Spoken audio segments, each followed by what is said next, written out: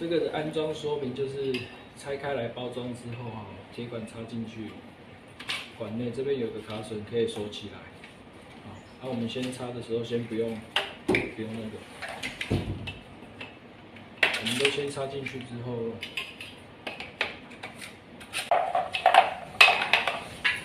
这边比较难的部分呢、是先插这两边，然后从这两边再对起来。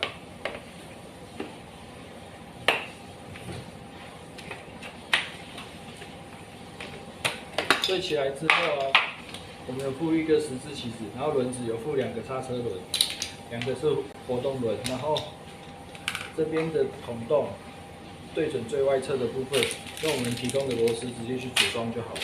那里面的话会有尺寸可以去丈量你的洗衣机的尺寸，然后我们来去调整这个结构的大小。